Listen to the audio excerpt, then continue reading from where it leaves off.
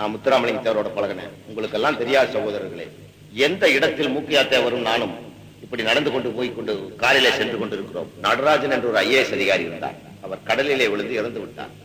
அவர் மனைவி ராஜேஸ்வரி நடராஜன் சட்டத்துறை செயலாளராக இருந்தார். அவருடைய மகன் பாஸ்கரன் இன்று பிரதம மந்திரியின் தனி செயலாளராக இருக்கிறார்.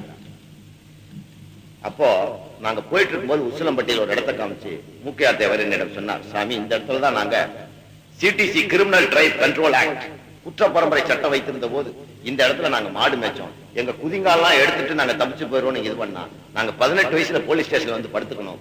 மேஜர் ஆனவங்க எல்லாம் இப்படி எல்லாம் இருந்துச்சுன்னா அந்த இடத்தை அப்படியே விலைக்கு வாங்கி நான் தான் முதலில் பசும்பொன் முத்துராமலிங்க தேவர் கல்லூரிக்கு அந்த காலத்தில் 26 ஆண்டுகளுக்கு முன்னால் 5 லட்சம் ரூபாய் கொடுத்து அந்த கட்டிடத்தை கட்டி கொடுத்தேன். அன்று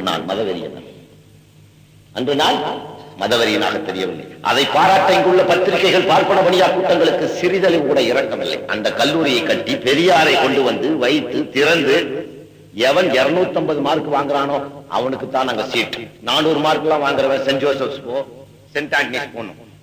குறைந்த மார்க் வாங்குகிற பிற்படுத்தப்பட்ட மக்களுக்காக முதல் கல்லூரியை கட்டி கொடுக்கும் பொழுது எனக்கு 20 வயது சகோதரர். அந்த வயதிலே கூட மனித நேயத்தோடு நடந்தோம். இன்று மத போர்வை பொத்திக் கொள்ள வேண்டிய ஒரு கட்டாயத்துக்கு நான் தள்ளப்பட காரணமே இந்த அரசியல்வாதிகள், இந்த அயோக்கியர்கள் தங்களுடைய சுயநலங்களை, தங்களுடைய மதவெறிகளை காட்ட காட்ட நம்ம இனத்துக்கு யாரும் இல்லாமல் போய் விடுவார்களோ என்ற அச்சத்தால் இந்த மத போர்வை பொத்தி. இன்று உள்ள கிறிஸ்துவ நிறுவனங்களுக்கெல்லாம் ஒரு எய்டு கொடுப்பதற்காக சட்டம் ஒன்று கொண்டு வரப்பட்ட போது அதை தடுக்க இந்திய அரசு முற்பட்ட போது முதலில் நான் சென்று சுப்ரீம் கோர்ட்டில் அது வாங்குவது எஜுகேஷனல் இன்டர்நேஷனல் அக்ரிமெண்ட் படி இவைகள் செல்லும் என்று சொல்லி அவைகளை வாங்கி வந்து கொடுத்து இன்று திருச்சி கேம்பியன் கல்லூரியிலே நானே முதலில் ஒரு லேபரேட்டரி கட்டி கொடுத்தேன். மணப்பாறையில கிறிஸ்துவர்களுக்கு கட்டி கொடுத்தேன்.